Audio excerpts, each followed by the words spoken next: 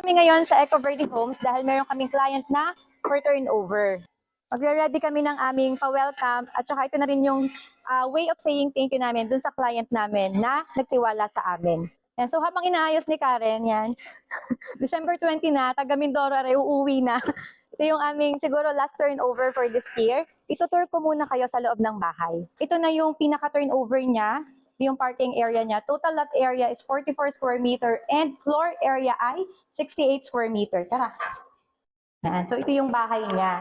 Kukwento ko sa inyo yung story namin. August 23, 2024, nag-inquire lang siya sa Facebook. Then after 2 days, August 2025, nag-schedule na siya ng site viewing. Meron siya ditong service area sa labas. Nung nag-tripping siya, nagpunta kami sa tatlong project, kay The Park, Leviare, tsaka ito si Eco Verde. So ito yung pinagpilian niya. Hindi pa siya nag-reserve that time. After 2 weeks pa siya nag-reserve. Ito yung service area. Ayan. Oh. Ito, townhouse siya. Ito yung kabilang bahay. Kasi ito yung service area niya. Then ito yung kanyang kitchen. Siguro, I don't know kung ipapa-renovate pa niya ito, papa-extend para ilabas yung kitchen. Kasi ito naman yung kanyang toilet and bath. Punta tayo sa second floor. Tingnan nyo ang laki ng bintana niya.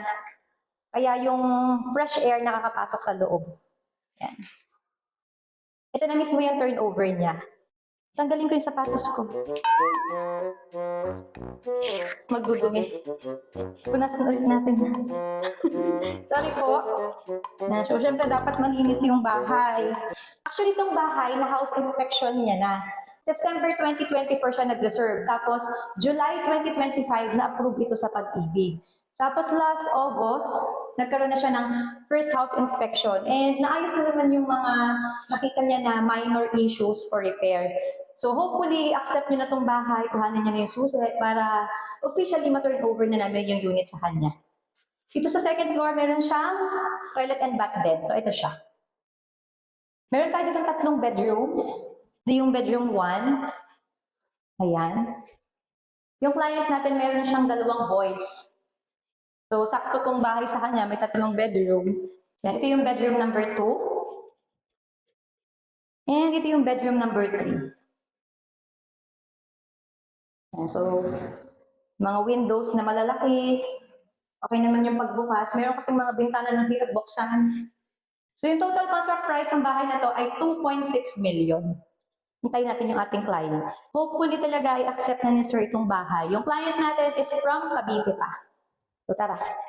Yung client ko na to, masasabi ko na isa siyang huwarang home buyer kasi alam nila yung obligation nila kung ano yung kailangan nilang gawin. Kasi yung pagbili naman ng bahay, team effort ang kailangan natin. Kailangan natin na si buyer, si broker, at si developer ay may magandang teamwork para maging maayos ang home buying journey ng isang home buyer. Yung client natin sobrang very good niya. Alam niya yung obligation, kung ano yung mga dapat niya gawin. Bukod sa mga in-inform ko sa kanya na requirements, process, talagang nagre-research siya. Pinag-aralan niya. Sometimes siya nagsasubmit, kaya napaka-smooth nung naging transaction namin. And so sana lahat ng client ganyan, alam niyo yung obligation niyo. Kasi talagang kung iisipin natin, kayo yung maglalabas ng malaking pera. Aside, nandiyan yung support ng broker or agent niyo. Siyempre, dapat kayo, alam niyo rin kung ano yung role niyo as the buyer para maging successful yung ating home buying journey. So wala pa yung ating client. Actually, inagahan namin kasi yung client namin na to, lagi siyang maagang dumadating. Yan. So 10 ang usapan. Mga 9:20 nandito na tayo, Yan, so kasi nga, lagi niya kaming nauunahan. So ngayon, we make sure na mas maaga kaming dumating sa kanya. Pag talaga suster ang ating client, laging naulan. Blessing daw. Merry Christmas po! Umuulan pag tayo mo'y lakad. Kaya sabi ko, second inspection namin, maulan ulan. Yung first po, umulan din, sobrang lakas. Tapos nung tripping. Congratulations po! Okay.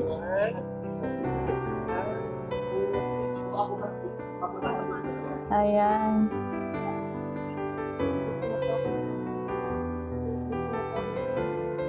Cheers!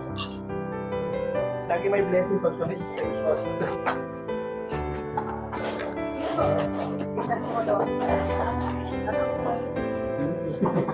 Naulan man sa biyahe niyo kanina? Di naman. Dito na lang start. Sabi ko, bakit hindi umuulan? Hinihintay ko talaga ako umuulan.